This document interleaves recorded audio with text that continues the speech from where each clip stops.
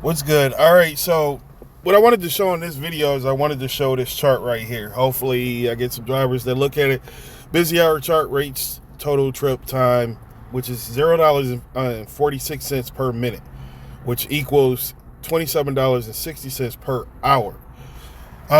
You can choose to do this however you want to. $2 a mile, $2 a mile, or whatever. That's on you. Lyft is paying by time. Lyft does not pay by the miles. All of this the rate card that used to exist and stuff, oh, we pay 83 cents a mile and this is how much we pay in time, that never added up. Everybody knows it. It never added up. Sometimes you get paid more, sometimes you get paid less. And even now, sometimes you get trips and sometimes they're more than a trip that was an hour ago and they're paying out different amounts this hour. This is because when it's busy out, you're going to see 16 cent, 15 cent, 20 cents more based off of demand or whatever the case may be. This is how you accept rides. What I'm presenting to you right now is look at a per minute time. And with me, I'm not looking at just the distance the passenger traveling. I'm looking at the total time that I'm paying, that I'm traveling on a trip. I'm looking at that total time. So it starts out at a 7-minute trip. I don't like taking nothing under 5 minutes. But honestly, if I took a $3.22 trip that took 7 minutes, that's 8 rides in an hour. That's $25.70 an hour. I'll do that. I'm going to do it now. 8-minute trip, that's 7 rides an hour, that's $25.76. 9-minute trip, that's 6 rides an hour, $24.84. Now, are we going to get trips that are synchronized like that? Every trip that hour is 7 minutes back to back and we end up making $25.70? No.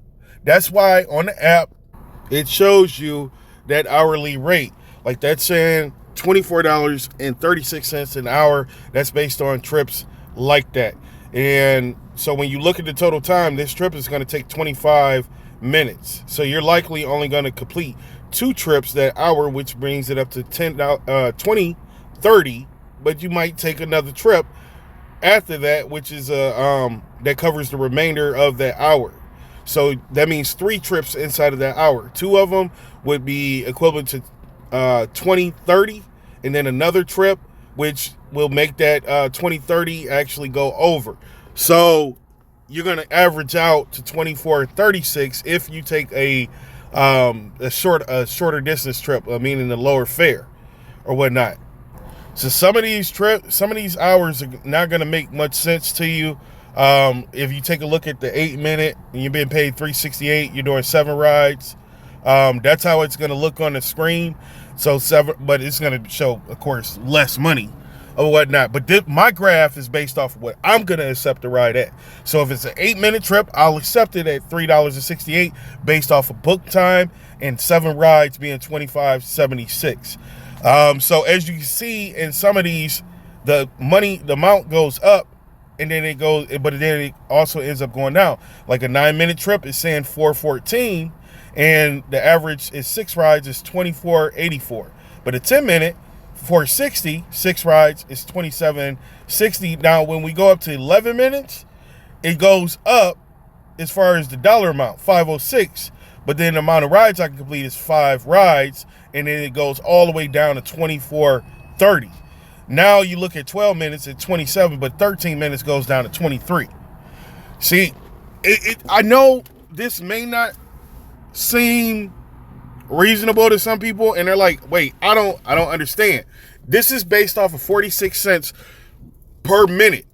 All right, the amount of rides that you're going to complete in an hour is going to differ. It's going to differ. So the amount that you're going to make, even though it's 46 cents, it's not changing. It's going to end up changing on the dollar amount, if that makes any sense. But 9 out of 10, if you go ahead and you look at the time, all right, I'm just going to randomly, all right, there go 36 minutes, 16:56. So if you multiply that by 46 cents, 36 minutes, you get 16.50 cents, and it's based off of 46 cents per minute. So this is why, even though the higher time limit, sometimes it's dropping it down because the total amount of rides that you're gonna be able to complete in that time, it's gonna decrease. So if you're doing 3 rides just like that, or 4 rides just like that, that's why the price is going to end up changing on the hourly amount. But right now I got everything figured out to 23 minutes, which means that 23-minute trip between pickup and drop off will pay out $10.58, and I'm only going to be able to complete 2 rides inside of that hour, which is 46 minutes, and I'll make $21.16. So I know a lot of people may be looking at this and be like, wait, so a 19-minute ride, 3 rides, 874, 2622, but then here it is, you're doing 2 rides in an hour, 1058, 2116. Like, the higher the time, why should I end up taking the ride? Exactly. The longer the trips, the less you're going to make, because the less amount of rides you're going to be able to complete inside of an hour. So I'm going to scroll on this.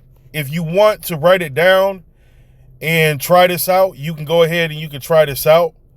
And you can write it down exactly how this is.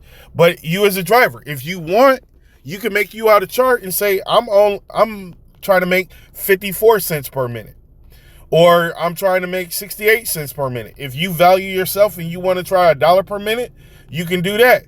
But I'm going to tell you this, if you're going to try to do it at $1 per minute, there's some other things that you got to consider, like only driving when it's bonus hours, only driving in a bonus area.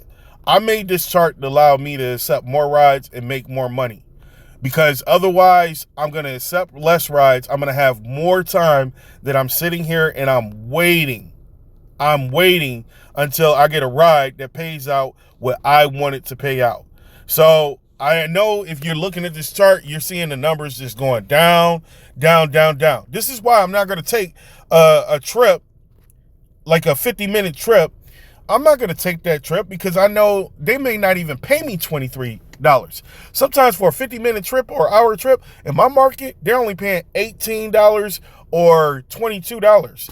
I'm not about to do it, because I'm not about to take somebody some 20-minute miles, and I'm not about to do 20 miles on my car for $23. So the longer the trips go, the longer the time, I'm not gonna do it. Let's just take the $25.76, which is the 56 minute mark. Why would I do that? Why would I do a ride between pickup and drop off for $25.76? Why would I do that when I could scroll up and I can see that on doing more trips in an hour, for instance, this one right here, just doing 15-minute trips at $6.90, I'm going to make $27.60. So why take a 50-minute trip? A 50-minute trip, I would need to make at least 3 times what you're seeing in the 15-minute trip here. I would need to make at least 3 times this amount.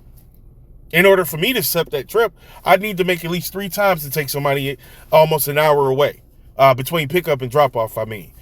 And the thing is I'm still going to be sitting here contemplating whether I want to do that or not, because I could do shorter trips and I can make more money anyway. So what would be the point? Now, this is what I do when I'm on the app. I make sure that I can scroll between Lyft. Let me exit out of that in here. All right. So I want these 2 screens to be right next to each other.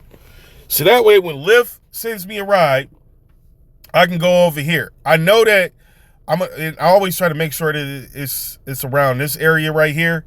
All right. And the reason why I make sure that it's around here, and I'm looking at the middle row. I'm looking at the middle row where it's showing my dollar amounts here. I'm not looking at this amount on that end. I'm only looking over here in this column right here. That's the column that I'm looking at, and I'm looking at the total time when the trip comes in. Time and the dollar amount. All right, so I'm going to be able to scroll back and forth through that and make that decision. Now, you know that the minimum amount in my market that they're going to pay out, which is Toledo, Ohio, that is $3.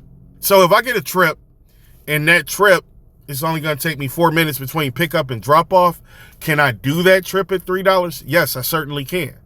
Because if I do that, I'm going to make around 24, 25 if I complete 8 trips like that per book hour. Now, I know what you're thinking. Yeah, but you're not going to get a bunch of 7-minute trips that hour and you're not going to do 8 rides. This is correct. This is correct. I am not going to do that because there are drivers out here that have ride challenges and they're taking those rides because it's a quick ride and it gets them closer to finishing that ride challenge. So I'm not going to see 8 rides an hour, 7 minutes apiece. I also have to look at how much time it's going to take when I get there and for passengers to get out to my car. So this is always going to dilute the numbers here because I'm waiting on passengers to come out the house, come out the business, and get them to my car. Because I'm waiting on them, it's always going to dilute that hourly amount. Unless I'm just accepting 5-star passengers who 9 times out of 10 are going to be standing out there by the time I get out there. So my actual cap off between pickup and drop off for me, it makes sense to cut it off at around 30 or 33 minutes and cap that off. However, again, it's going to be based off of how many drivers are out when it comes down to them paying me, how many drivers are out, what the demand is. That's going to weigh in a factor if I'm going to get the money. So this is one of the reasons why I'm at the very top here. It says busy hour chart. I'm likely to get paid this amount for these rides during the busy hours. During non-busy hours, they act like they don't want you online. I don't know if they're trying to force drivers because they send you a bunch of crappy offers. I don't know if they're trying to force drivers offline so that they can say demand is high. That's what I think all this is about. You know, think about it. You as a driver, it's been an hour. You only made $9. And they just keep sending you more and more crappy rides. If you're smart, you're going to go on your app, click on your profile picture, scroll to the bottom, hit learn more, and you're going to notice, oh, crap, it's no busy hours right now. Like this particular day, as you can see right here, it's only 4.5 hours in the morning, and it's 2.5 hours in the evening time. So that's 7 hours of busy time on a Wednesday. Tuesday doesn't even exist. Now on Thursday, I have more busy hours. So I'm likely to hit those goals and hit those numbers on Wednesday. So Monday I can hit those goals. Thursday I can hit those goals. Friday I'm likely to hit those goals. And then on Saturday, as you can see here, supposedly they're showing that those are the earnings hours. It's not even busy during those hours. You notice that? It's not even busy. And again, this is earnings hours. So with that being said, knowing that on average, I should be able to make around $27.60 per, and I have 40 hours a week. So right there, just on busy hours, I should make $1,104 if I stick to my chart. Now, when there's busy areas and I get those little bonuses, I can increase that amount. So on average, on a weekly basis, if you do this right, you can increase that $1,104. You can increase that usually about as low as about $330. Hold on one second. I made a mistake there. So let me just add. So $330. So that's $1,437. $1,437 a week. So if you have a phone where you can zoom out like that and you can shuffle back between it, it's going to make things a lot easier for you. So the way I like to have my phone set up, I like to have only 3 windows open. And so when I hit the 3 bars at the bottom, I can go ahead and I can shuffle back and forth between these. Now you notice that the 3rd window, I have the stop. I have this already loaded up in the passenger app. Because when I have people to ask if I can make a stop, I can just circle back through here. If you notice right here, it says that you have to add the stop in there and the wait time fees apply. And I know a lot of times I get passengers say, oh, well, I'm going to tip you on the app. I have no way of verifying that. I can't play those games. I'm going to let them know that right there. I'm not about to sit here and go back and forth, you know, and usually I got passengers that sometimes they want to, oh man, isn't it like, well, I also got to protect myself. If somebody opens up, if I get to that store and somebody opens up the door and dings my car, Lyft's commercial auto insurance will fix the ride. But if it's not authorized in the app, then I'm going to have to pay for my own repairs. And the only thing you're going to say is my bad. If you get a chance, please add the stop in there. If not, I can take you to the drop off because that's what you paid for so far. End of story. And then I'm going to let them know. And if you also feel like I'm in the wrong, you can require dash cam footage of the ride for Lyft because they will receive a copy of the video. Simple. That's simple. That's simple. Or I'll tell them it's connected to my phone and they can pull the video footage, and I guarantee you nothing's going to happen. If you're unsatisfied with the service, they just won't pair you with me anymore, so you'll lose driver availability and they will charge you more money on your rides. It's that simple. I'm not about to play around with these people. But I usually, like I said, I get a ride request, comes in, I'll check my chart real quick, boom, check the time, and then go back to the app and accept or decline, whichever one. So I can shuffle through and see if I'm making enough money where I can hit my goal for the week. And like I said, during those 40 hours, those 40 busy hours, I can make that money. I know I can make that money. Everything, but I can't be accepting just any trip, but just the trips that I know is going to get me to that goal. Now, again, during non-busy hours, it's going to be crappy. It's going to be crappy. The rides that I'm likely to only accept are the ones that's being rejected by other drivers, meaning 5 or 6 drivers have already declined it, and so now they're offering more money for the payout on that ride. They're trying to book that passenger's ride as soon as possible. If a person pays the priority fee, then that also means that I might get a decent offer for that ride.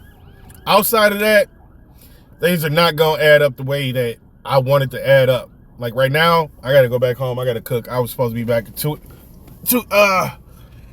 supposed to be there in 9 minutes to cook dinner for the kids, but Not again, like I said, and I'm going to go back and scroll through. If you want to copy this down, you can go ahead and copy this down. And if you want to set this as your goal, again, the main thing that you want to do is you want to find out how much you want to get paid per minute. You want to find out how much you want to get paid per minute.